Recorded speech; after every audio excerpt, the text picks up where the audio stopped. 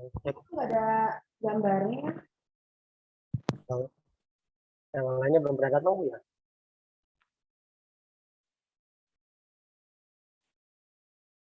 3, 4, tinggal 2 lagi. Kedengeran nggak 5, Pak 1 suara orang. saya? Hmm? Suaranya? 3, 5, 1 lagi siapa ini Bu? Siapa satu lagi? Bu Arwina ya? Arwina belum ada.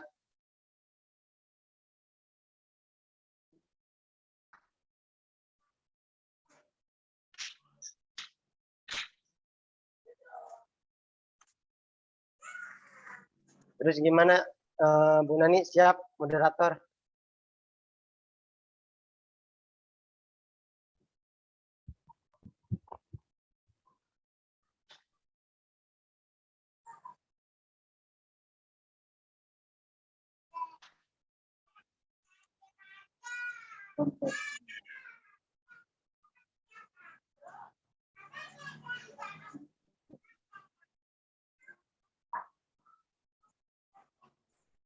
Ini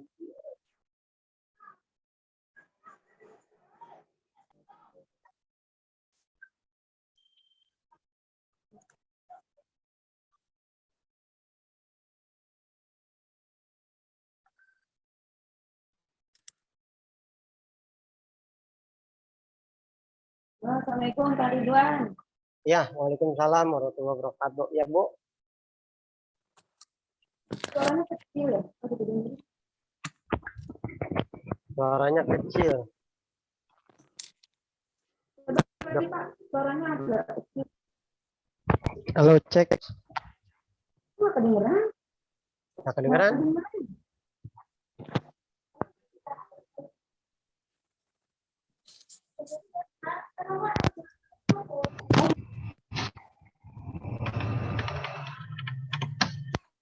Halo, cek. Ada? Ada. Headset. Saya lupa headsetnya nggak dicabut. Ah. Biasa grogi itu mah grogi. Pantesan nggak kedengeran suaranya, headsetnya nggak dicabut. Bu Arwina udah masuk Bu Arwina ya? Kesimpulannya lewat WA ya, ditunggu. Udah mentok ini. Udah semua. Udah. Sudah pada makan ini? Saya buru-buru makan, nggak kepikiran. Ini takut ada yang nyelip-nyelip di gigi, Pak. Oh gitu.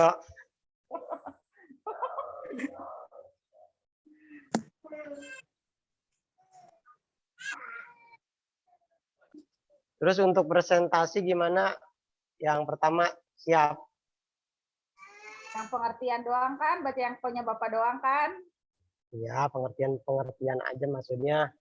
Intinya biar tambah-tambahin aja dikit, Bu. Maksudnya biar Bisa. bisa. Bismillah.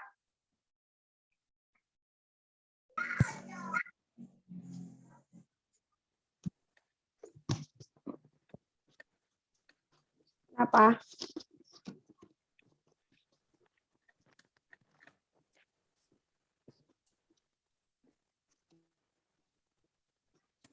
Kedengeran nggak Pak suara saya? Jelas kedengeran. Oh. Apa suaranya lebih jelas pakai headset apa enggak? Ini jelasan sekarang tadi tuh. Sekarang? Ya, jelas. Oh, iya. Kalau di saya ya.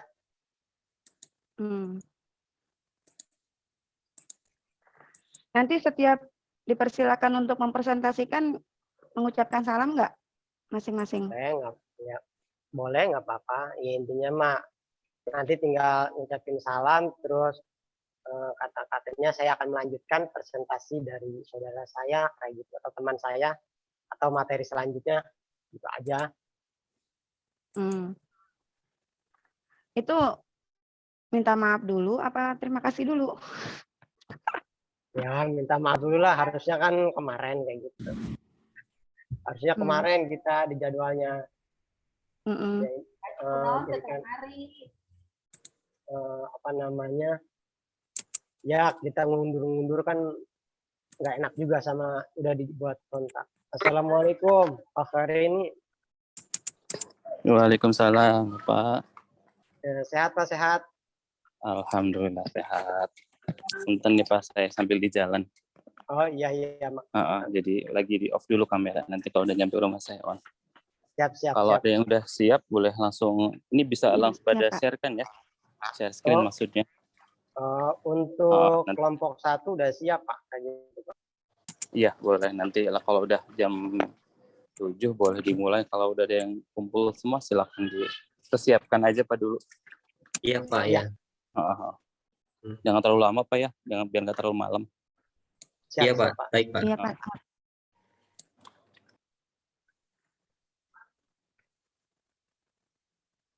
Selamat malam Bapak-bapak, Ibu-ibu. Selamat malam. Ini Kelompok 1 udah ready.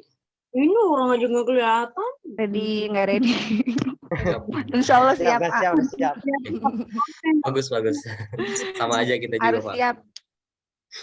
Sama-sama lagi belajar kok. Sama-sama lagi menuntut ilmu. Jangan dibuat susah lah. Kamu nyampe sini. Ella, gimana sih?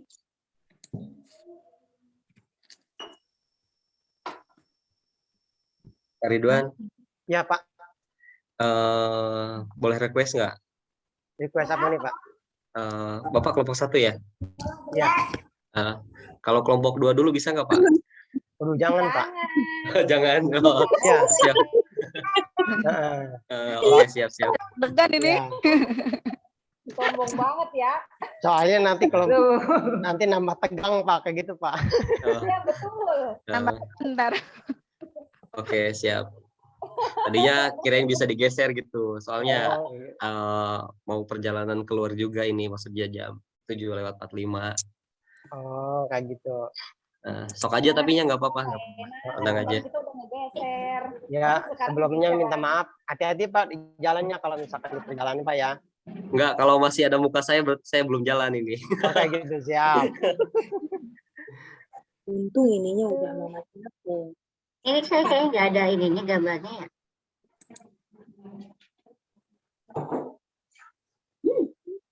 Lemon. Bisa nggak ada ini Lemon.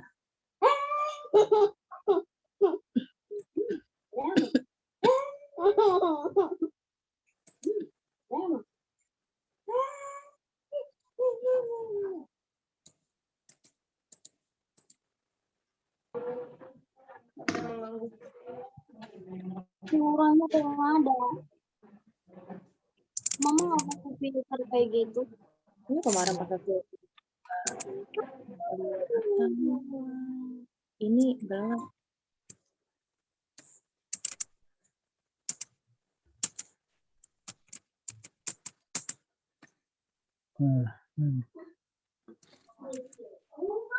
Kelompok 3 mana? Kelompok 3.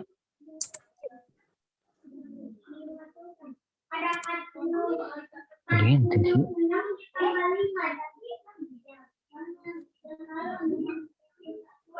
Pak Ahmad Fauji, gimana kabarnya Pak Ahmad Fauji?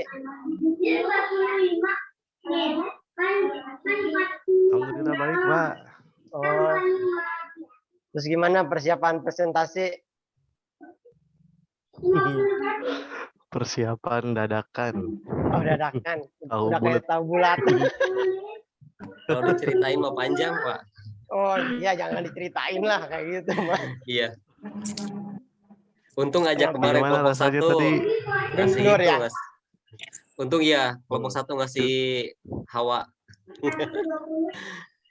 Curang Karena itu kan baru masuk kelompok Pak, 1 mah baru sedikit. masuk sekolah, terus sama tugas, aduh udah luar biasa. Ya harus pinter-pinter muter pikiran juga ini awal tahun pelajaran. Ya benar. Tantangan tersendiri Pak. Oh gitu. Mana mau akreditasi lagi ini kan, aduh. Nah, itu lebih mantul itu. Ya, si Spena juga saya belum beres ini, baru beres dikit. Iya. Pendataan emis. Emis, Pendataan Dapodik. Emis udah semalam, kemarin malam tinggal masukin data kelas 1 doang. Oh, luar biasa. Saya mah belum dikerjain, Pak. Ah, tinggal Udah naik kelas udah. Udah naik kelas, dilulusin juga udah, tinggal ini apa narik data. Cuman ada beberapa siswa yang belum bisa ditarik karena emang belum diluluskan dari RA-nya. Dapodik ya. Oh, dari RA-nya. Oh, Kalau Dapodik belum bisa, Pak. Yuk, udah mulai ya. Yuk kita ini ya.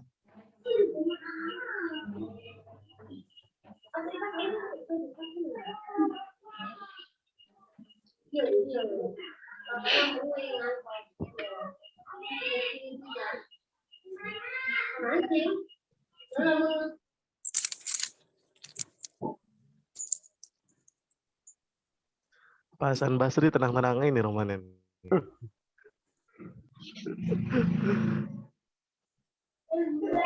Siap.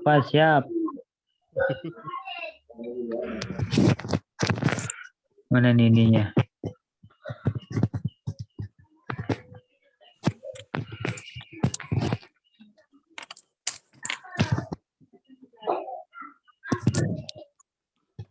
Mulai nih ya. Silakan Bapak dan Ibu, kalau sudah siap boleh dimulai. Mau kelompok 1 atau 2 dulu, terserah yang mana aja dulu. Kelompok 1 dulu, Pak. Saya mulai. Pak Ridwan.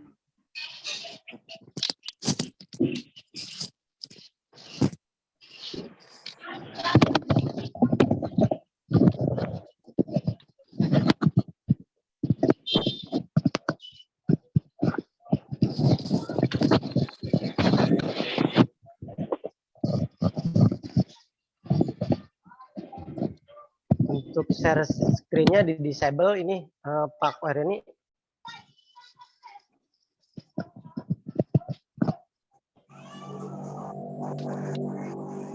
Siapa yang mau share screen? Saya, Pak. Ya. Saya jadikan co-host. Ya.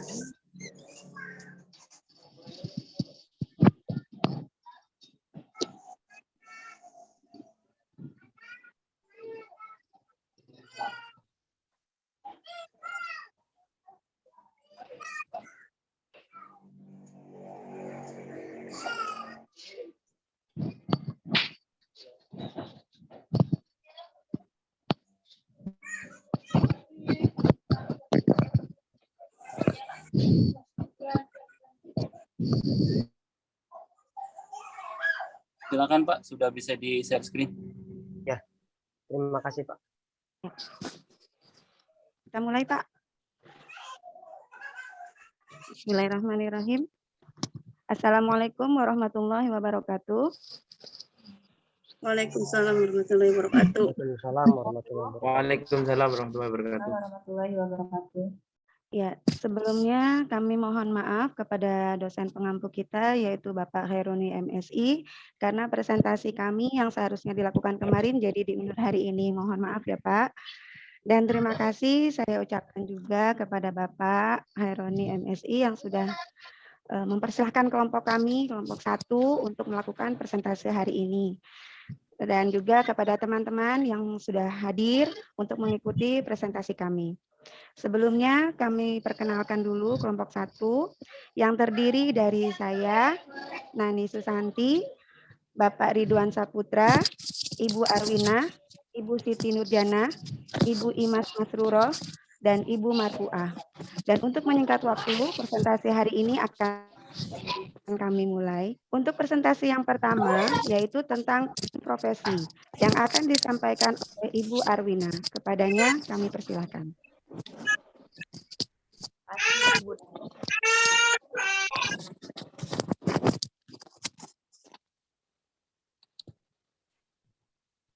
Saya Arwina dari kelompok 1 akan membacakan tentang pengertian profesi. Kemarin, pada modul kemarin kita sudah belajar pengertian profesi baik secara leksikal maupun secara etimologi dan beberapa aspek. Di sini saya akan mensingkat arti profesi pada hakikatnya merupakan suatu pekerjaan tertentu dan menurut persyaratan khusus dan istimewa sehingga meyakinkan dalam memperoleh kepercayaan pihak yang memerlukannya. Secara etimologi profesi pekerjaan profesional artinya orang yang ahli atau profesionalisme artinya sifat profesional.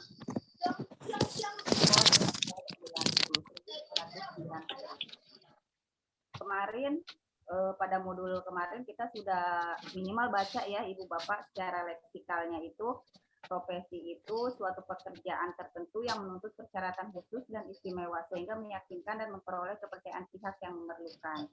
Dan kalimat profesi juga diartikan oleh beberapa ahli ya. Di modul kemarin juga beberapa istilah ada dengan kata profesi seperti profesional, profesionalisme, profesionalisasi, dan profesionalitas. Di sini saya akan membacakan beberapa istilah yang muncul terkait dengan kata profesi. Profesi adalah jabatan atau pekerjaan yang menuntut keahlian dari anggotanya. Jadi profesi itu harus dilakukan oleh orang yang khusus dengan bimbingan dalam bidangnya ya, maksudnya. Terus profesionalisme atau profesionalisme menunjuk pada komitmen para anggota suatu profesi untuk meningkatkan kemampuan profesionalnya dan terus-menerus mengembangkan strategi-strategi yang digunakannya dalam melakukan pekerjaan yang sesuai dengan profesionalisme. Selain itu, profesionalisme juga menunjuk pada sikap ibu bapak dan komitmen anggota profesi untuk bekerja berdasarkan pada standar yang tinggi dan kode etik profesinya. Yang ketiga, profesional. Kata profesional menunjuk pada dua hal. Pertama, orang yang menyandang suatu profesi, misalnya dia seorang profesional. Kedua, penampilan seseorang dalam melakukan pekerjaan yang sesuai dengan profesinya. Dan yang keempat,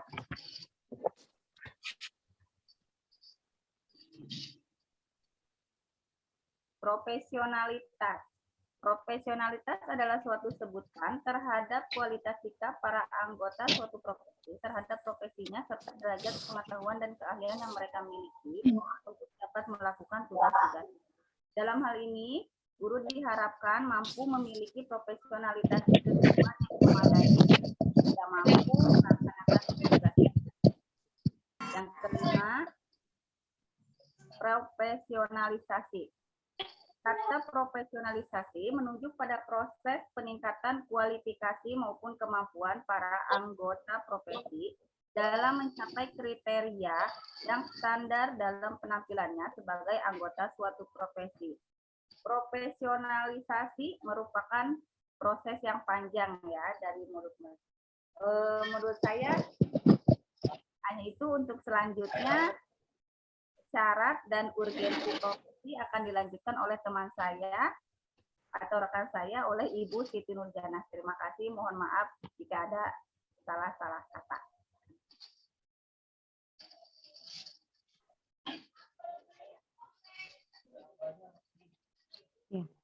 Oke, bismillahirrahmanirrahim. Saya akan melanjutkan presentasi dari rekan saya tadi. Ya, tadi sudah dijelaskan tentang profesi dan jenis-jenis yang berkaitan dengan profesi. Gitu. Di sini ada syarat-syarat profesi, ya. Ada syarat yang dikemukakan oleh Syafruddin Nurdin dan Ahmad Tafsir. Yang pertama oleh Syafruddin Nurdin dulu ya. Oke. Yang pertama adalah syarat profesi itu adalah panggilan hidup yang sepenuh hati. Berarti dalam suatu profesi itu harus dilakukan dengan sepenuh hati ya. Yang kedua, pengetahuan dan kecakapan atau keahlian. Suatu profesi itu harus mempunyai suatu keahlian. Ya, misalkan seorang guru berarti harus mempunyai keahlian di bidang profesi guru tersebut. Oke.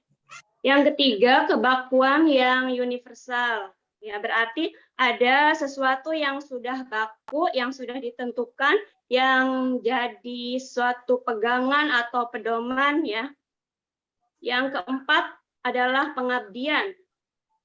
Yang kelima, mempunyai kecakapan diagnostik dan kompetensi aplikatif. Yang keenam, otonomi.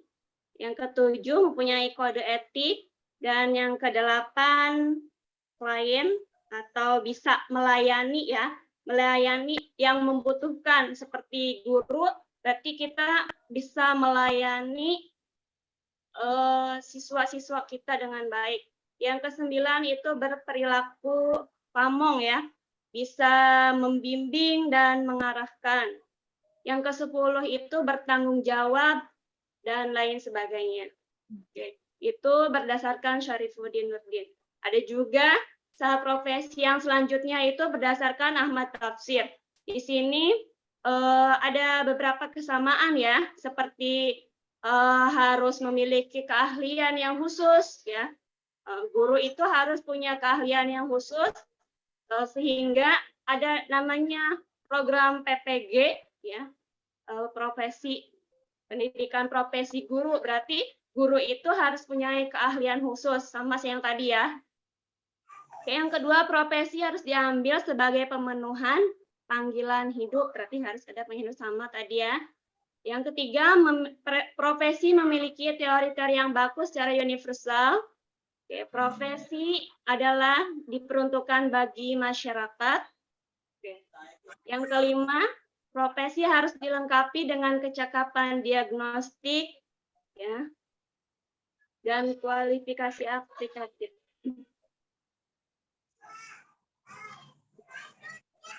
Oke, ini masih sama ya seperti yang tadi, syaratnya sama saja, hampir memiliki kesamaan ya.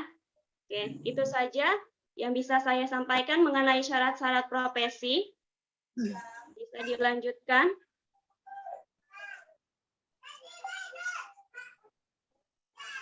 Ya.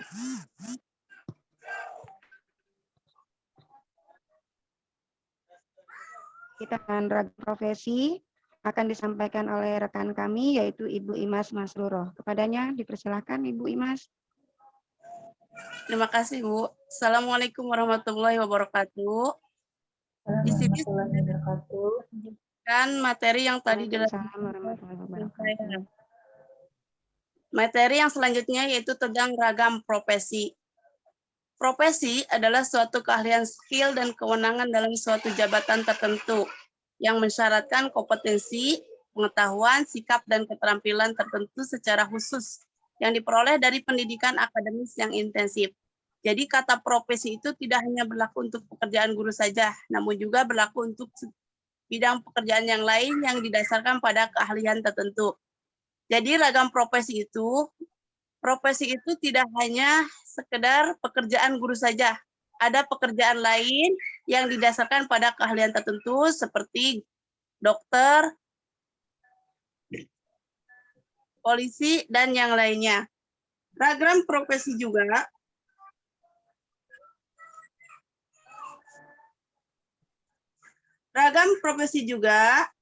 dalam masyarakat awam mengartikan kata profesional itu hanya digunakan untuk pekerjaan yang telah diakui sebagai suatu profesi, melainkan hampir setiap pekerjaan muncul ungkapan misalnya seperti penjahat profesional, sopir profesional, hingga tukang ojek profesional.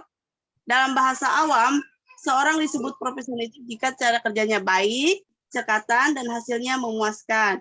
Jadi kesimpulan di sini, profesi itu tidak hanya sekedar pekerjaan guru saja, melainkan ada pekerjaan yang lainnya.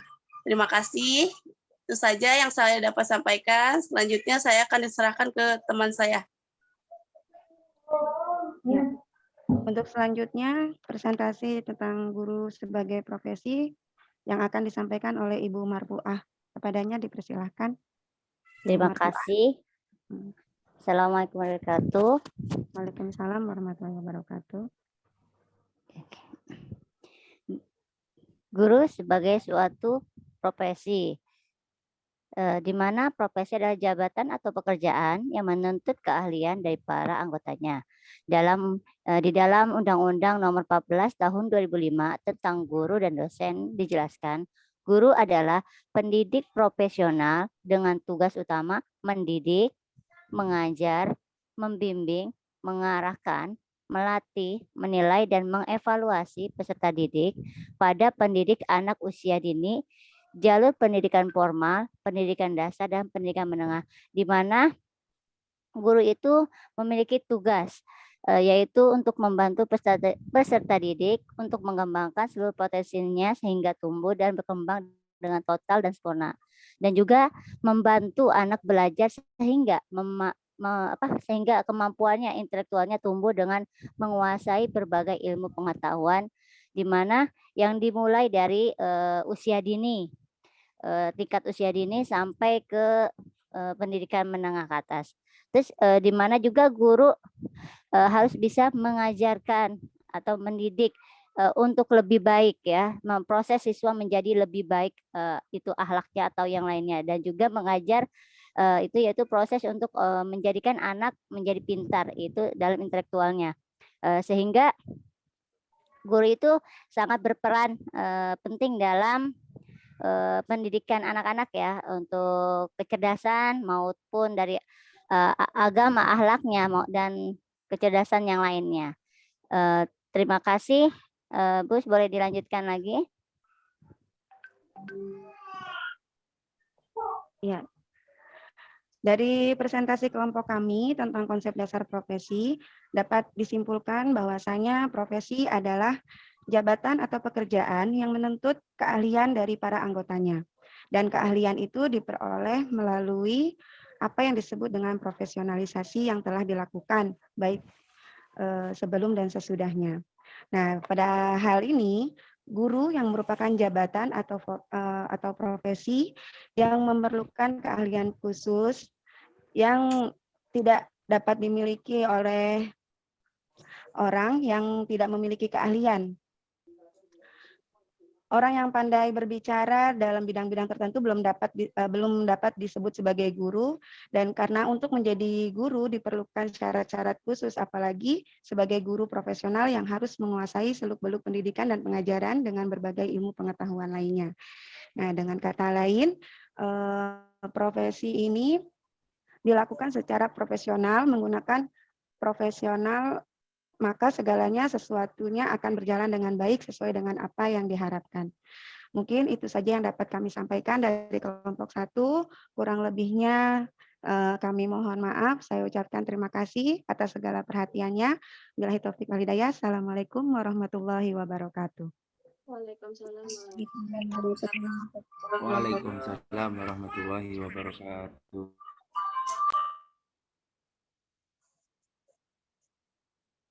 Dilanjutkan aja ke kelompok berikutnya biar sekalian nanti diskusinya.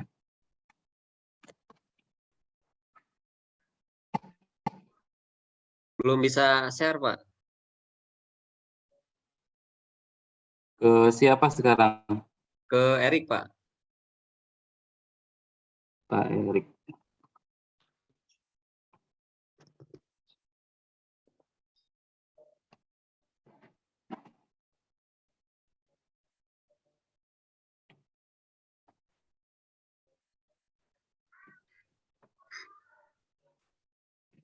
Silakan, Pak. Iya, Pak.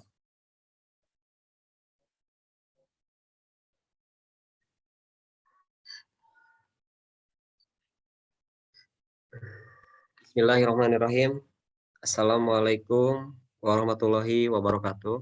Waalaikumsalam Waalaikumsalam. wabarakatuh. Terima kasih kepada Bapak Heroni MSI sebagai dosen pembimbing dan kepada seluruh mahasiswa PPG Batch 2 untuk guru kelas MI tahun 2022. Izinkan kami dari kelompok 2 untuk mempresentasikan tugas yang diberikan oleh dosen pembimbing tentang pengembangan profesi guru. Untuk ini saya akan memperkenalkan diri. Nama saya Erik Saputra. Kemudian ada lagi dari kelompok saya Ibu Aldini Hadi Susanti, Ibu Siti Hayatut Thoibah, Ibu Tiara, dan Ibu Lutfiah. Untuk yang mempersingkat waktu, marilah sama-sama kita membuka acara ini dengan membaca basmalah. Bismillahirrahmanirrahim. Untuk yang kedua yaitu pemaparan materi tentang pengertian ataupun profil guru abad 1 yang akan disampaikan oleh Ibu Lutfia. Kepadanya dipersilakan.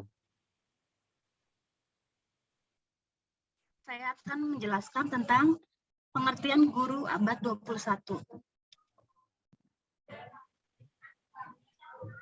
Menurut bahasa Indonesia adalah pandangan, gambaran, sketsa biografi, grafik, atau ikhtisar yang memberikan fakta tentang hal khusus. Guru adalah pendidik profesional dengan tugas utama mendidik, mengajar, membimbing, mengarahkan, melatih, menilai, dan mengevaluasi peserta didik pada pendidikan anak usia dini, jalur pendidikan formal, pendidikan dasar, dan pendidikan menengah. Guru juga mesti berperilaku profesional, yaitu sikap keinginan untuk mewujudkan kinerja ideal, sikap memelihara citra profesi, mengejar kesempatan profesional, mengejar kualitas profesi, dan mempunyai kebanggaan profesi.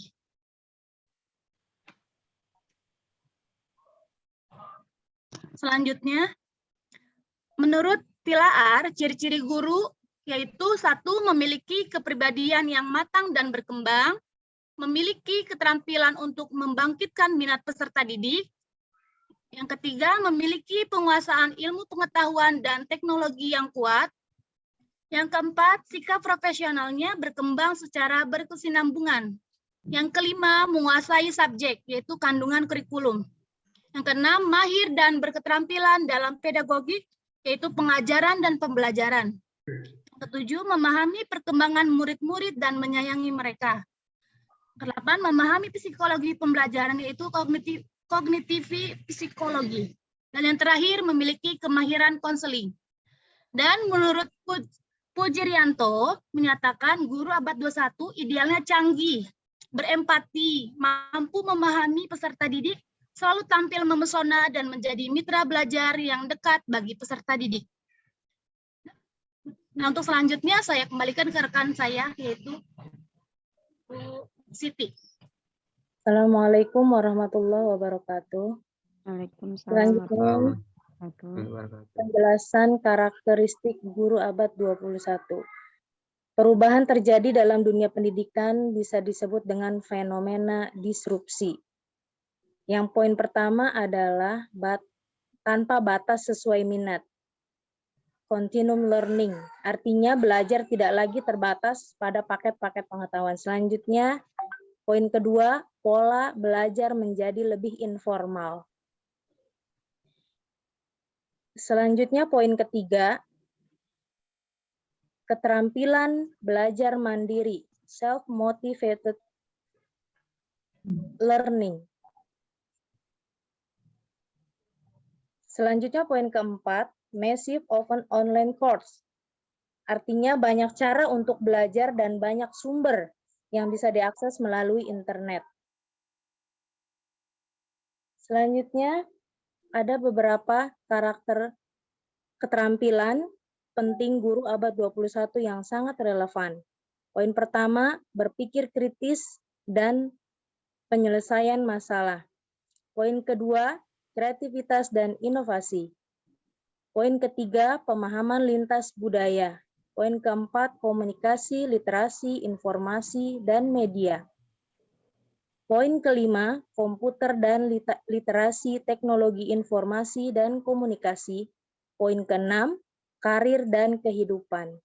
Selanjutnya disampaikan oleh teman saya, Bu Tiara.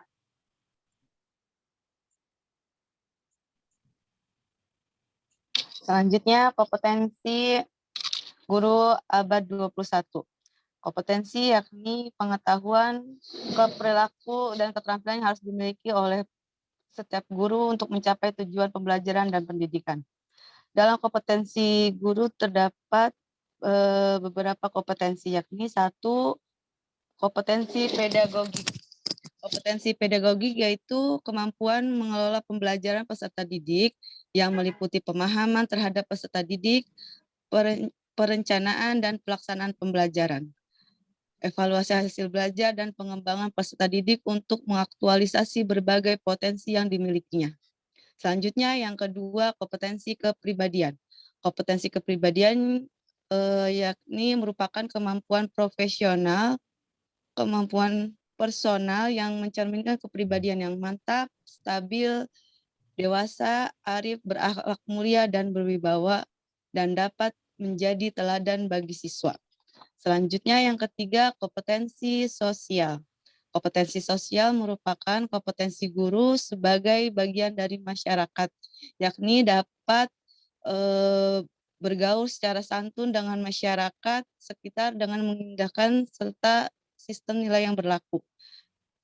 Dan dapat bergaul secara efektif dengan peserta didik, sesama pendidik, tenaga pendidikan, pemimpin satuan pendidikan, orang tua, dan wali peserta didik. Dan yang terakhir, kompetensi profesional.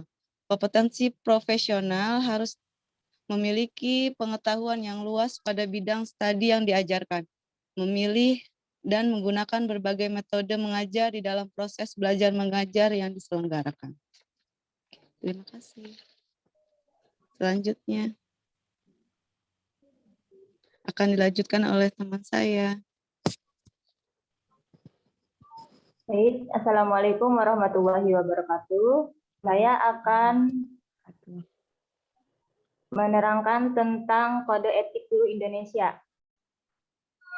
Kode Etik Guru Indonesia adalah norma dan asas yang disepakati dan diterima oleh guru-guru Indonesia sebagai pedoman dan perilaku dalam melaksanakan tugas profesi sebagai pendidik, anggota masyarakat, dan warga negara.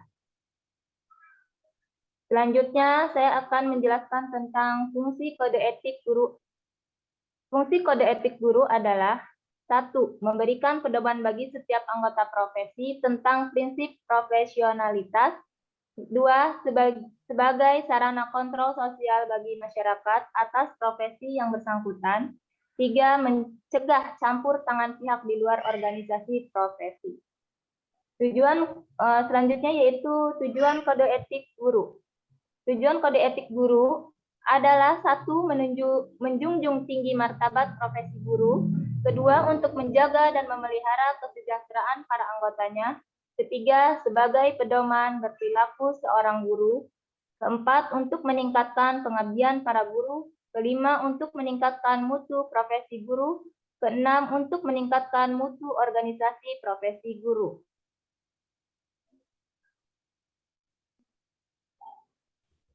Selanjutnya, guru berbakti membimbing peserta didik untuk membentuk manusia Indonesia seutuhnya yang berjiwa Pancasila. Guru memiliki dan melaksanakan kejujuran profesional. Guru berusaha memperoleh informasi tentang peserta didik sebagai bahan melakukan bimbingan dan pembinaan. Guru menciptakan suasana sekolah sebaik-baiknya yang menunjang berhasilnya profesi belajar mengajar. Guru memelihara hubungan baik dengan orang tua siswa, masyarakat sekitarnya untuk membina peran serta dan rasa tanggung jawab bersama terhadap pendidikan. Yang keenam, guru secara pribadi dan bersama-sama mengembangkan dan meningkatkan mutu dan martabat profesinya. Yang ketujuh, guru memelihara hubungan seprofesinya, semangat kekeluargaan, dan kesetiakawanan. Selanjutnya, yang akan dijelaskan oleh teman saya, silahkan. Terima kasih kepada seluruh Ibu Tiara, Ibu Nani, dan Ibu Aldini yang sudah menjelaskan tentang karakteristik, pengertian, kemudian kompetensi, dan juga kode etik tentang guru tentang pengembangan profesi guru. Nah, sedikit disampaikan juga bahwa pada kompetensi guru pada abad 21 itu, yang pertama itu guru dituntut atau harus memiliki 4 kompetensi ya. 4 kompetensi itu di mana diantaranya adalah pedagogi, kepribadian, sosial, dan juga keprofesionalan. Selain itu, guru juga harus dituntut untuk berpikir kreatif dalam menyelesaikan sebuah masalah, kemudian kreativitas dan menemukan inovasi baru. Serta contoh lainnya adalah untuk pemahaman lintas budaya atau cross-cultural understanding. Dan yang selanjutnya adalah komunikasi, literasi, dan informasi yang harus dimiliki oleh seorang guru pada abad 21 ini. Terima kasih kepada semua, baik Bapak Haironi dan seluruh mahasiswa. Sekian dari kelompok kami dalam pemaparan materi tentang pengembangan profesi guru. Kurang dan lebihnya mohon maaf. Wassalamualaikum warahmatullahi wabarakatuh. Waalaikumsalam warahmatullahi wabarakatuh.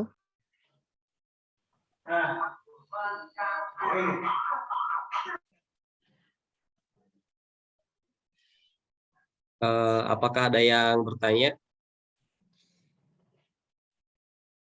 Ya, silakan Bapak dan Ibu, kalau ada yang mau berdiskusi dari kelompok yang lain, ya, baik yang sudah presentasi ataupun belum, boleh menyampaikan pertanyaan ditujukan ke siapa. Silakan Bapak dan Ibu, kita berdiskusi mengenai dua topik. Yang pertama tentang profesionalisme, kemudian yang kedua adalah tentang profil guru abad 21. Yang pentingnya adalah apakah profil guru abad 21 itu merupakan guru yang profesional atau belum gitu. Atau apakah dengan kita mengejar profil guru abad 21, apakah sudah otomatis kita menjadi seorang guru profesional. Ya kira-kira itulah topik diskusi ya yang kira-kira bisa kita ambil ya dari dua kelompok yang sudah presentasi. Atau mungkin disilakan dari Bapak dan Ibu. Mungkin kayaknya Pak Ahmad Fauzi ini sudah siap ini. Ya Pak, sedikit bertanya untuk kelompok 1 ya. Ampura Bapak Ibu. Tadi saya baca tentang syarat dan urgensi profesi. Ya, syarat dan urgensi profesi itu menurut Saprudi Nurdin itu ada poin 5 namanya kecakapan diagnostik dan kompetensi aplikatif.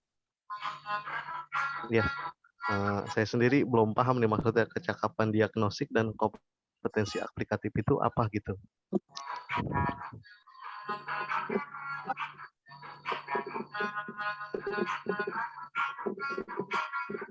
Kurang lebih seperti itu pertanyaannya.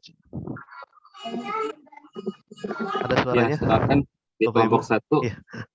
Mau konfirmasi dulu tentang pertanyaannya biar diperjelas atau mau langsung direspons dari kelompok 1? Oke, saya Siti Nurjana. Bismillahirrahmanirrahim. Ya. Akan menjawab pertanyaannya Bapak Ahmad Fauzi.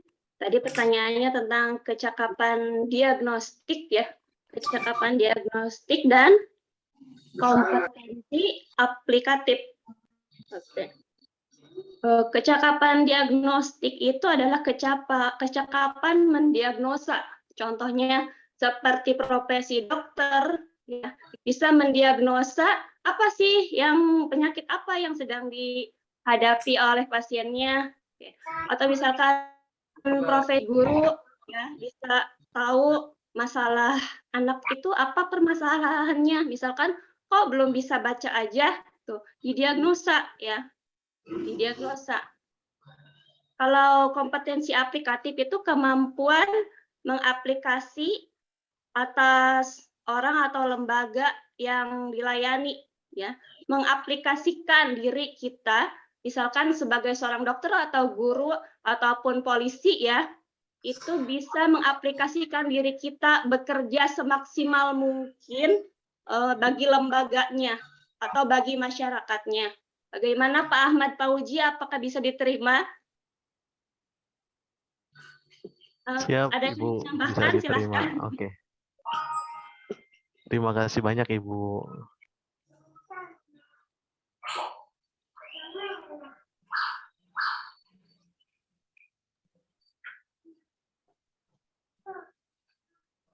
Silakan dari kelompok yang lain atau dari kelompok 1 ada yang mau menambahkan Ibu Siti Nurjana tadi untuk merespon pertanyaan Pak Ahmad Fauzi, atau dari kelompok lain ada yang bertanya yang lain gitu. Silakan. Saya mau bertanya, Pak. Silakan Bu Yani. Ke siapa Bu? dari kelompok 3. Ke siapa nanyanya? Kedua-duanya. Ke kelompok 1, Pak. Ya, silakan Bu. Saya mau bertanya tentang profesi ya tadi. Apa saja tantangan profesionalisme guru di era digitalisasi sekarang, Pak? Itu pertanyaannya. Tantangan profesionalisme guru di era digitalisasi sekarang.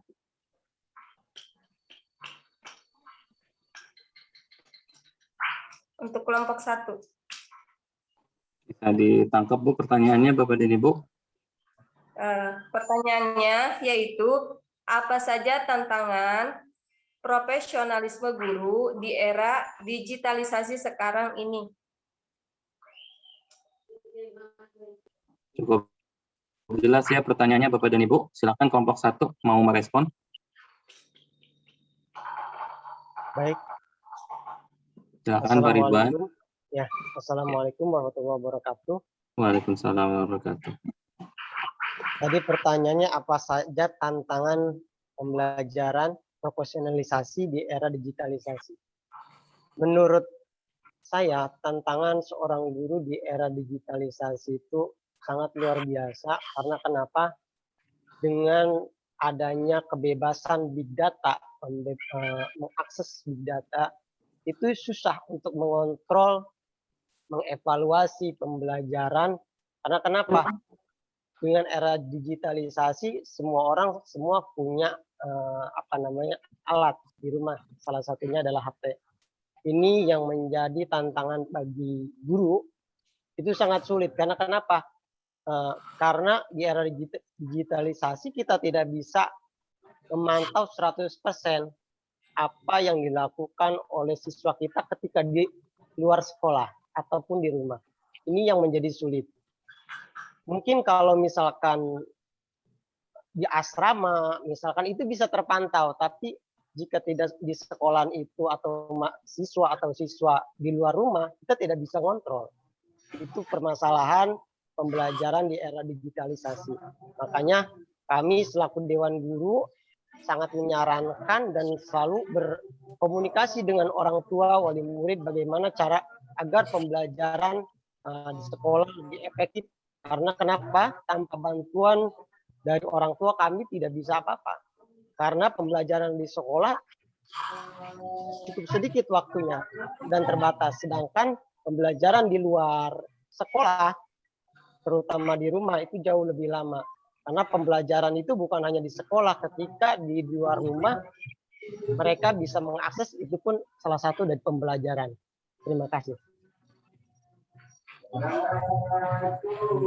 Boleh saya sedikit menambahkan saja ya.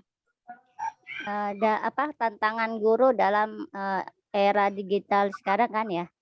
Itu emang tadi salah satunya sama Pak Ridwan.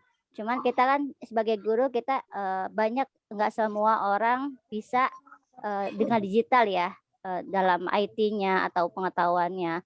Kita harus, apalagi sekarang digital, ada yang nggak mampu dalam komputer atau apa gitu kan. Jadi dia harus banyak belajar juga, yang nggak bisa menjadi bisa. Dan kita juga di sini banyak tantangan kita untuk administratifnya juga ya. Administrasi kita juga harus lewat digital, perlu pengetahuan lebih dalam konsepnya, kayak penilaian sekarang kan lewat online juga ya. Sekarang penilaian, rapor, semuanya kan ada yang guru-guru zaman dulu juga kan banyak yang nggak mampu dalam digital ya. Jadi kita juga harus banyak-banyak belajar dalam bisa pengembangan IT-nya juga. Seperti itu Pak. Terima kasih Pak.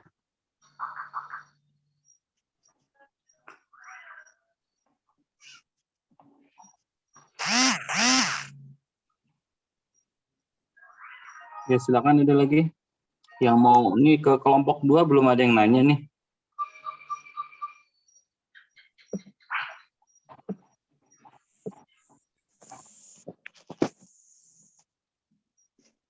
Silakan, ada lagi Bapak dan Ibu.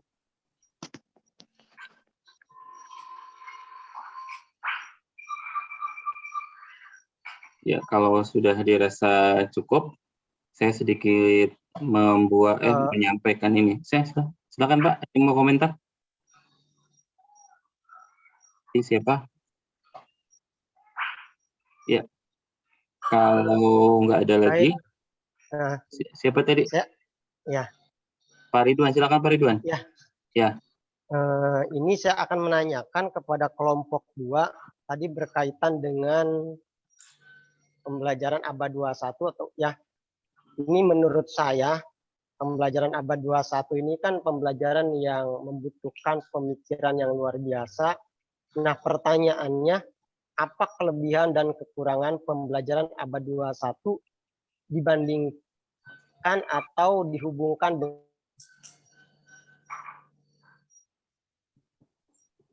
Mohon maaf Pak, untuk diulangi lagi Pak Ridwan.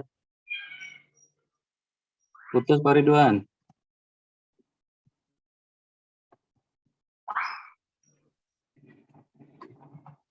Pak Ridwan? Ya Pak. Suaranya terputus-putus Pak Ridwan, nggak kedengeran. Siap. Udah jelas Pak? Ulangi lagi pertanyaannya. Ya, baik. Tadi kepada kelompok 2, apa kelebihan dan kekurangan pembelajaran abad 21 dan disandingkan dengan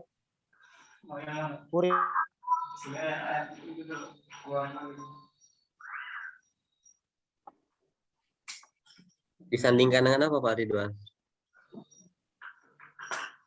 Gimana Pak Erik? Itu tadi iya putus-putus karena tadi yang ditanyakan itu tentang kelebihan dan kekurangan di abad 21, tapi yang disandingkannya dengan apa gitu Pak? Kurikulum Merdeka yang akan dirilis nanti.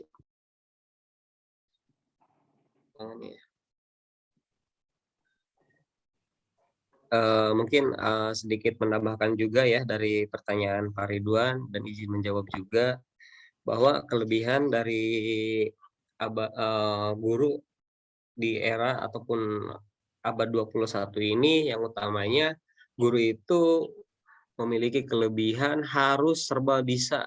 Serba bisa di sini diartikan sebagai guru yang harus mampu bukan lagi hanya sekedar suruh menyuruh aja, tapi harus bisa menemukan inovasi baru, bahkan dalam metode pembelajaran pun harus terperinci.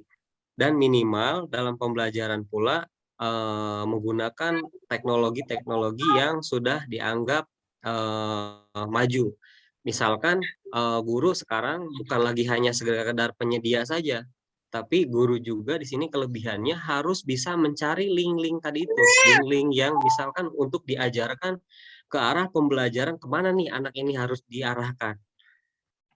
Cuman tantangannya itu, yang tadi itu yang menjadi kekurangannya itu, kalau untuk di daerah Pandeglang sendiri ya, utamanya yang daerah pelosok-pelosok sebelah sini, maksudnya itu terkendala yang namanya IT ataupun jaringan Pak, sehingga sulit sekali ketika contoh sekarang adanya rapot digital di sini untuk guru-guru madrasah ini yang gagap teknologi itu sudah ketinggalan pisan Pak, karena dari persekoran ataupun penilaiannya juga berbeda.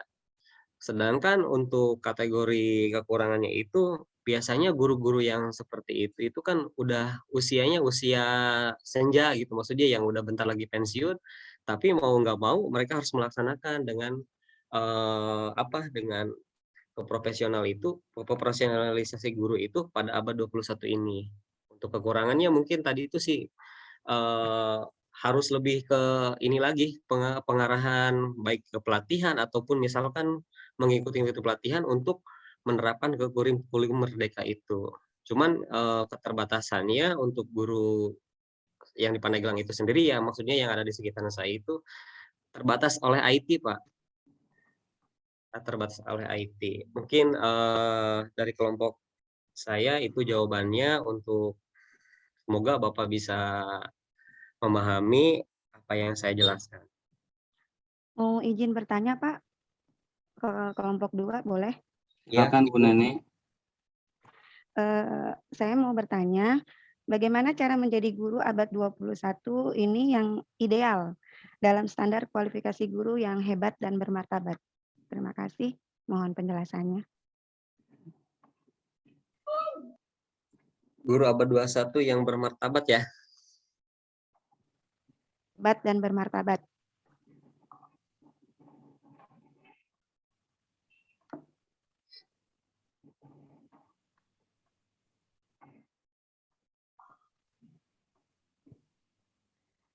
Nah, untuk pertanyaan dari Bu Nani Susanti, mungkin sedikit juga jawaban tentang guru abad 21 agar hebat dan juga bermartabat ya.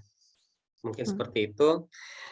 Kita kembali lagi kepada karakteristik guru itu sendiri. Karakteristik guru untuk menjadi hebat itu bukan hanya tadi itu Bu, datang ke kelas mengajar, atau misalkan dengan menggunakan sistem lama atau dengan sistem dikte. Tetapi di sini guru bagaimana caranya untuk membuat anak bisa menemukan permasalahan ataupun hasil dari permasalahan yang kita berikan. Berarti di sini guru juga harus bisa berpikir kreativitas untuk mengembangkan pembelajaran di sekolah. Kemudian komunikasi guru juga harus lebih hebat juga Bu. Jangan sampai menjelaskan seperti kita yang melihat di video itu, di video yang sebelumnya itu, jadi guru itu komunikasinya kurang gitu. Ketika ditanya ini, jawabannya lihat aja halaman seperti ini gitu.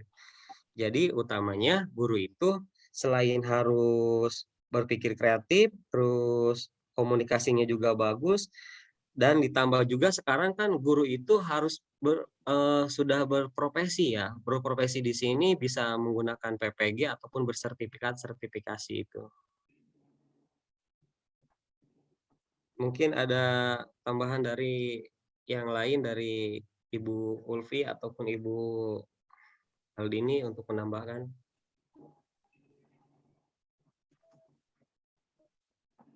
Gimana Ibu Nani? Ya, saya setuju sih dengan pendapat Bapak Erik tentang bagaimana cara menjadi guru yang hebat dan bermartabat. Tapi mungkin penjelasannya masih kurang rancu ini ya? ya Pak. Kurang rancu ya? Bisa Maaf, ditambahin lagi saya coba. mau Iya. menambahkan. Iya. Saya boleh menambahkan? Boleh Ibu Nurjana. Iya. Menjadi guru yang hebat, bermartabat. Kita kembali lagi kepada kompetensi guru yang tadi yang dijelaskan ya, yaitu harus punya kompetensi pedagogik, kepribadian, kompetensi sosial, dan juga kompetensi profesional. Ya, itu aja yang bisa ditambahkan. Terima kasih. Ya. Terima kasih Bu. Ya, mungkin udah cukup Bapak Erik. Terima kasih. Yes. Ada lagi yang bertanya? Saya mau bertanya. Ya, silakan Ibu Yani. Assalamualaikum warahmatullahi wabarakatuh. Waalaikumsalam warahmatullahi wabarakatuh. Tadi di kompetensi yang 4 itu kan ada kompetensi sosial. Iya. Jadi sebutkan contoh peran guru abad 21 di masyarakat atau di sosial.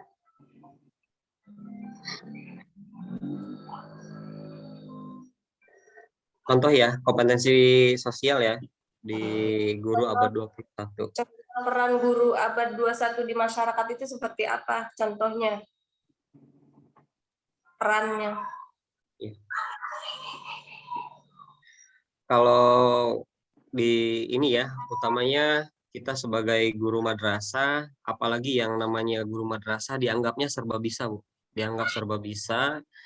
Terus masyarakat itu selalu menganggap bahwa guru-guru yang ada di madrasah itu sudah layak bisa ataupun bisa digunakan untuk bermasyarakat. Contoh kecilnya kalau yang saya alami ya, maksudnya di daerah Pandeglang yang daerah Menes ini, sosial dalam masyarakat itu diutamakan Bu, karena misalkan contohnya ketika ada gotong royong ataupun perbaikan jalan, minimal dari pihak sekolah itu ataupun dari guru itu membantu, atau misalkan sumbangsinya apa. Dan secara tidak langsung ketika kompetensi sosial itu dilakukan atau misalkan kita sering berkomunikasi juga dengan tokoh masyarakat, itu yang kita alami itu dari segi murid juga bertambah Bu. Mungkin arahnya ke arah sana sih contohnya. Jadi lebih ke pendekatannya lagi ke masyarakat. Misalkan guru-guru MI nih, contoh harus bisa nggak menghadiri acara ini untuk ini gitu. Jadi kita apa sih sekarang harusnya mengikuti kompetensi yang diminta masyarakat sekarang itu ketika kita dibutuhkan gitu. Utamanya sih silaturahmi yang harus dilakukan ke masyarakat. Ya, udah Kak. Makasih. Iya, sama-sama Ibu Yani.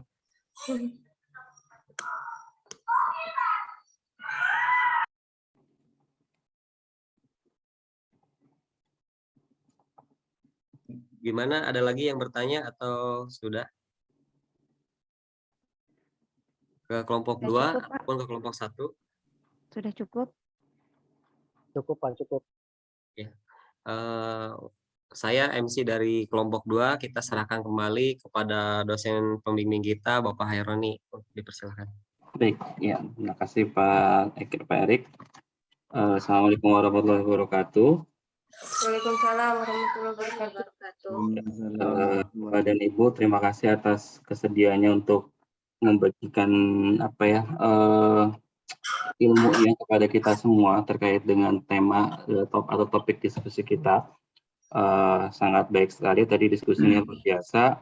Pertanyaan-pertanyaan juga banyak yang juga sangat menukik ya sangat prinsipal yang sudah disampaikan juga.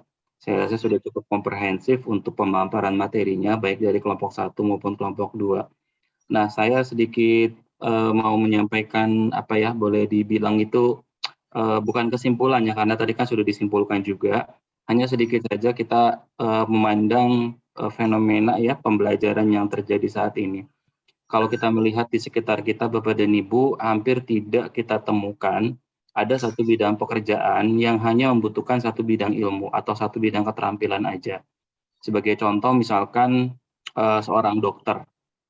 Dokter adalah seorang profesional. Nah, tapi ternyata seorang dokter ini tidak hanya memiliki ilmu mengenai dokter aja. Dia juga harus tahu tentang bagaimana dunia tulis-menulis, misalkan menulis artikel. Artinya dia juga punya kompetensi sebagai seorang peneliti juga. Seorang dokter juga harus memiliki kemampuan dalam berbisnis misalkan, sehingga dia bisa membuka klinik, dia bisa melakukan pemasaran, dan seterusnya. Seorang dokter juga ternyata dia harus mengikuti perkembangan teknologi, karena misalkan ada banyak sekali peralatan-peralatan kedokteran yang itu membutuhkan, atau peralatan kedokteran yang baru yang itu membutuhkan keterampilan pengoperasian komputer sebagai contoh. Atau ada aplikasi-aplikasi lain yang berbagai macam basisnya dan itu digunakan di dunia kesehatan. Semakin canggih, maka dokter itu harus semakin adaptif terhadap peralatan-peralatan yang baru. Apa jadinya kalau misalkan seorang dokter itu dia hanya memiliki satu ilmu aja, yaitu tentang ilmu kedokterannya sendiri. Maka lambat laun profesi dokter yang seperti itu atau dokter dengan keterampilan hanya di bidang kedokteran saja, maka dia akan pasti tertinggal oleh dokter-dokter yang lain yang lebih fresh, yang lebih bisa menerima perubahan-perubahan, yang bisa lebih menerima perbedaan-perbedaan dan tidak alergi terhadap ada hal-hal yang baru. Contoh yang lain lagi adalah yang kita juga lihat, ini kalau kita ngomong profesi dokter, ada juga kalau kita ngomong profesi dalam artian luas, yaitu apapun pekerjaan seseorang kita sebut dengan profesi, tapi belum tentu profesional. Contohnya adalah tukang ojek. Ketika dulu kita sangat membutuhkan tukang ojek, sampai kita misalkan harus jalan dulu beberapa meter ke depan untuk memanggil tukang ojek, kemudian dia hampiri kita dan kita dilakukan tentang harga. Nah, itu kita ngerasa ojek itu sebagai justru kita yang membutuhkan kehadiran mereka gitu. Nah, tetapi lambat laun mulai tahun 2000-an 2010-an di Serang sendiri, misalkan di Serang atau di Banten sendiri, itu terjadi suatu perubahan yang sangat luar biasa dengan masuknya ojek online. Nah, beberapa orang menganggap ojek online itu sebagai sebuah tantangan dan sebagai sebuah ancaman, bukan hanya tantangan, tapi ancaman. Ancaman terhadap rezeki, ancaman terhadap kompetisi, ancaman terhadap ketersediaan penumpang, karena keberadaan ojek online itu menawarkan kemudahan-kemudahan yang itu menurut orang sekarang itu lebih menarik daripada ojek pangkalan misalkan. Kalau misalkan dulu ojek pangkalan kita harus ke depan dulu memanggil kemudian baru datang, tapi sekarang dengan adanya ojek online kita cukup tunggu aja di rumah, kita bisa datang kemudian bisa naik ojek. Bahkan tarifnya ada tawar-menawar lagi, sudah jelas per kilometer sekian ribu rupiah gitu, tidak ada tawar-menawar. Bagi saya misalkan yang malas istilahnya tawar-menawar, tawar-menawar harga nggak mau ngotot misalkan, ya dengan adanya ojek online itu justru kan kita terbantu dengan nggak perlu tahu. Ternyata orang-orang seperti saya banyak yang nggak mau deal-dealan masalah harga gitu. Yang penting harganya segitu, kalau saya cocok saya mau, kalau enggak kita bisa cari yang lain. Jadi seperti itu. Ternyata ojek online juga berkembang. Kalau yang dulu mengantar orang, sekarang mengantar barang. Ya, kita bisa pesan makanan. Kita bahkan sekarang makanan pun di resto-resto yang sudah cukup terkenal itu bisa mendaftarkan resto mereka di Gojek misalkan, sehingga orang bisa memesan makanan melalui aplikasi Gojek. Gitu. Kemudian yang mengirimkan Gojek, bayarnya sekarang lebih mudah segala macam. Ada Gojek, kemudian tiba-tiba datang Grab, kemudian ada Maxim, sebenarnya ada macam-macam sekarang, ada banyak banget. Nah, akhirnya kita melihat profesi seorang ojek sendiri, kalau dia punya keterampilannya hanya mengendarai sepeda motor, ternyata ditinggalkan. Ternyata untuk menjadi seorang driver ojek aja, itu membutuhkan kreativitas, membutuhkan keterampilan, membutuhkan keberanian, bahkan skill tentang penggunaan aplikasi. Bayangkan kalau misalkan mereka tidak adaptif terhadap teknologi, maka nasibnya seperti ojek pangkalan yang sampai saat ini susah untuk berubah. Karena apa? Karena menganggap sesuatu itu menjadi lebih ribet, lebih susah. Tapi kalau misalkan bagi orang yang lain, ternyata konsumen sekarang itu lebih memilih sesuatu yang jauh lebih menarik, gitu ya. Kita nggak ngomong masalah segmentasi usia, kalau masalah menarik atau tidak menarik. Orang tua kita, orang tua saya misalkan, itu kalau mau kemana-mana lebih senang pesan ojek aja, pesan Gojek gitu misalkan. Jadi yang penting bapak saya bisa pakai misalkan ya, mau ke rumah sakit, mau kemana, itu tinggal pakai Gojek aja, itu udah bisa kemana-mana. Akhirnya Bapak dan Ibu kita percaya bahwa satu profesi itu tidak mungkin, untuk saat ini ya, satu profesi itu tidak mungkin hanya membutuhkan satu bidang keilmuan saja. Apa jadinya seorang guru? Kalau kita berasumsi bahwa seorang guru, yang penting saya cukup punya ilmu tentang mengajar, yang penting saya cukup punya pengetahuan tentang materi yang mau saya ajarkan, kita mengira saat ini cukup. Oh, ternyata tidak, Pak. Dengan adanya era disrupsi teknologi, disrupsi itu berarti penyusupan teknologi yang sangat masif, yang sangat luar biasa dan nggak mungkin kita bendung, maka adaptivitas orang guru terhadap kemajuan teknologi itu bukan lagi menjadi sebuah bukan lagi menjadi sebuah pilihan, tetapi menjadi sebuah keharusan, menjadi sebuah keniscayaan. Bagi beberapa teman kita mungkin yang agak sulit misalkan untuk beradaptasi dengan teknologi, ya bukan lagi pilihan gitu, mau nggak mau kita harus menyadarkan teman-teman kita yang lain bahwa seorang guru sendiri sekarang sudah dituntut untuk memiliki kemampuan, bahkan dia memiliki kemampuan sebagai seorang desainer, memiliki kemampuan sebagai operator, memiliki kemampuan sebagai programmer, bahkan memiliki kemampuan bahkan sebagai seorang marketing, memiliki kemampuan sebagai desain komunikasi visual. Jadi semuanya harus dimiliki oleh seorang guru agar apa? Agar bisa menghadirkan kegiatan pembelajaran yang lebih menarik dibanding bermain gadget di rumah. Ya, artinya pilihan-pilihan kita tentang apa yang mau kita sampaikan kepada siswa itu kembali lagi kepada keseharian siswa, di mana mereka akan menemukan hal yang jauh lebih menarik daripada belajar di kelas. Artinya ketika kita tidak bisa menghadirkan kegiatan pembelajaran dengan tawaran-tawaran yang menggiurkan, dengan tawaran-tawaran yang jauh lebih menarik daripada menggunakan gadget di rumah, maka pembelajaran kita itu akan semakin tertinggal.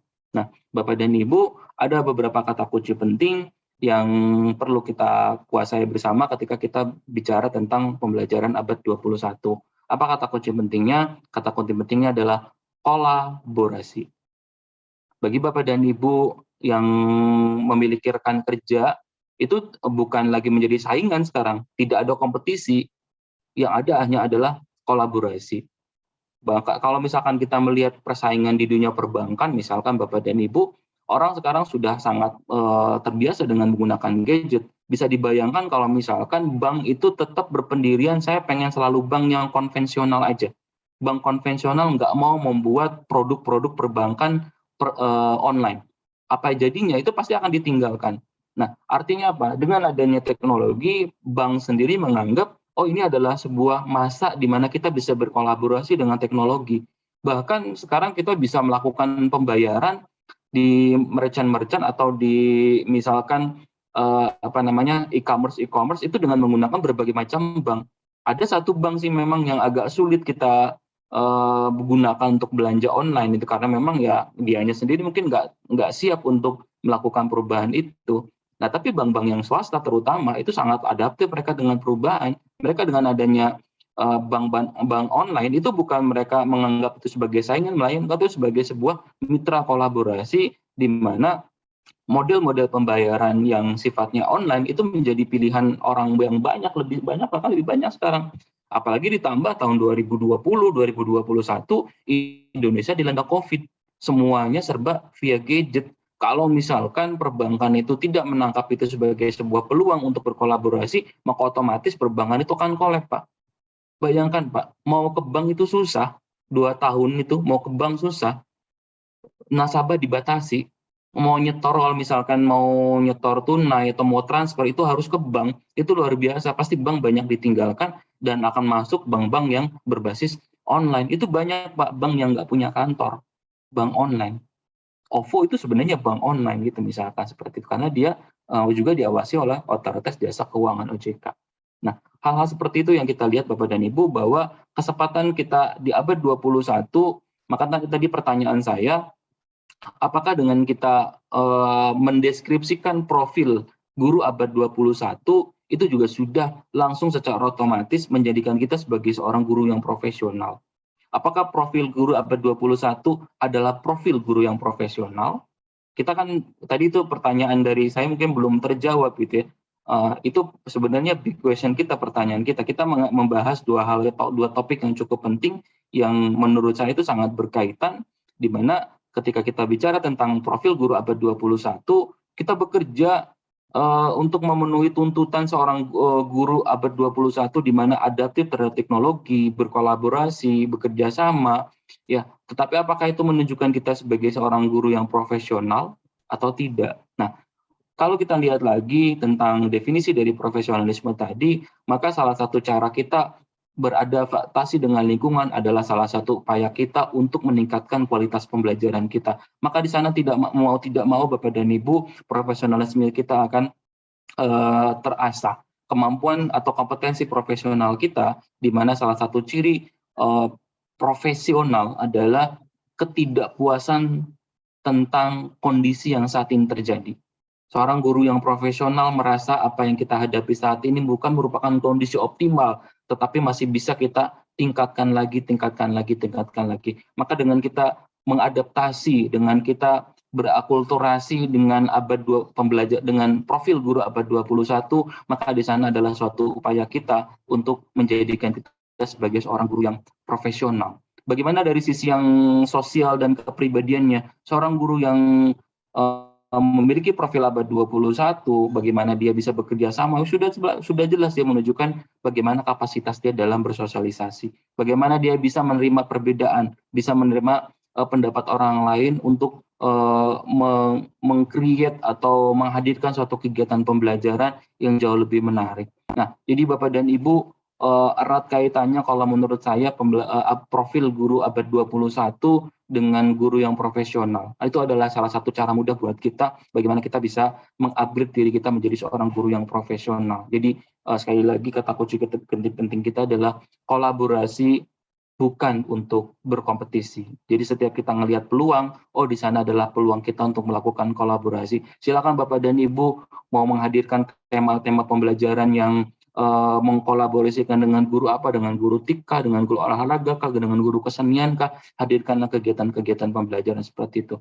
Didukung lagi dengan adanya dengan adanya kurikulum merdeka. Itu sebenarnya sebuah tantangan, bukan tantangan lagi, itu adalah sebuah media kita justru untuk mengekspresikan, untuk mengeksplorasi bagaimana kolaborasi tersebut seharusnya bisa dilakukan.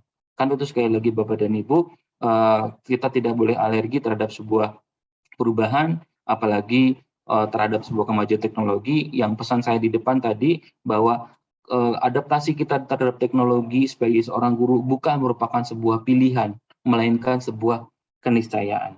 Jadi Bapak dan Ibu, itu adalah istilah apa ya, salah satu penguat dari saya. Semoga ada manfaatnya. Mudah-mudahan kita semua diberikan kesehatan, diberikan kesempatan untuk selalu mengupgrade kapasitas kita untuk menjadi seorang guru yang memang benar-benar profesional, tidak alergi terhadap perubahan, tapi adaptif terhadap semua kemajuan, dan kita menganggap itu sebagai sebuah peluang untuk menghadirkan kegiatan pembelajaran yang menarik buat anak-anak kita. Baik Bapak dan Ibu, dari saya kurangnya mohon maaf, saya kembalikan lagi ke siapa tadi, Pak Erik ya, atau mungkin Pak Ridwan. Kalau misalkan ada yang mau dikuatkan silakan, atau kalau misalkan dirasa sudah cukup, kita bisa tutup dan kita bisa lanjutkan lagi untuk diskusi kita besok malam. Demikian, Assalamualaikum warahmatullahi wabarakatuh. Waalaikumsalam warahmatullahi wabarakatuh. Terima kasih Pak. Terima kasih Bapak. Terima kasih, Pak. Terima kasih Bapak udah menyampaikan dan juga tambahan yang begitu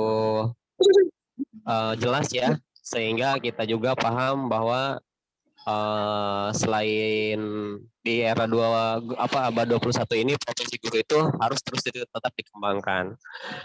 Mungkin dari kelompok 2 hanya segitu yang bisa kita sampaikan dan bisa lakukan juga. Mohon maaf ketika ada banyak kesalahan dalam segi menjawab. Kurang lebihnya kami mohon maaf. Assalamualaikum warahmatullahi wabarakatuh. Waalaikumsalam warahmatullahi wabarakatuh. Ya, terima kasih Bapak dan Ibu. Kita live ya untuk sesi kita kali ini. Nanti langsung kita live. Sampai ketemu lagi Bapak dan Ibu besok malam. Assalamualaikum warahmatullahi wabarakatuh.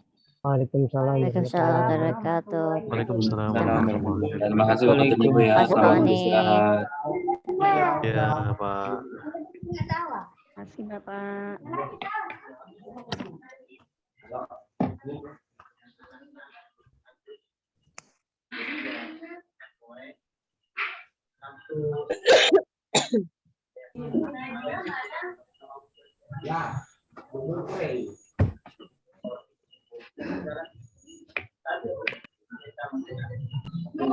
Izin live Bapak Ibu. Assalamualaikum.